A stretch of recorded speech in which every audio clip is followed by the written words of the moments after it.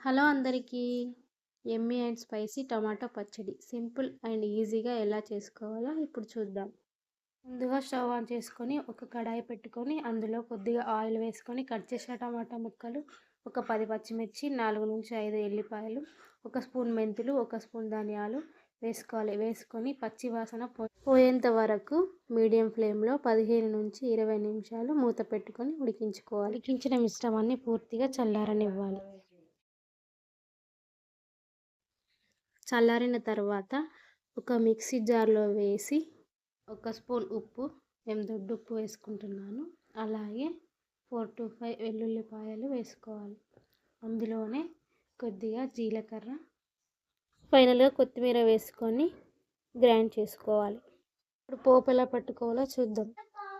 Stove on చేసి ఒక గిన్నె పెట్టుకొని అందులో కొద్దిగా ఆయిల్ వేసుకొని జీలకర్ర, ఆవాలు, ఎండుమిర్చి అలాగే వెల్లుల్లిపాయలు దంచి వేసుకోవాలి. అందులోనే కొద్దిగా కరివేపాకు వేసుకొని అందులోనే కొద్దిగా పసుపు వేసుకొని స్టవ్ ఆఫ్ చేసుకోవాలి. స్టవ్ ఆఫ్ చేసుకున్న తర్వాత గ్రైండ్ చేసి పెట్టుకున్న మిశ్రమాన్ని కొద్దిగా ఇందులో వేస్తూ కలుపుకోవాలి.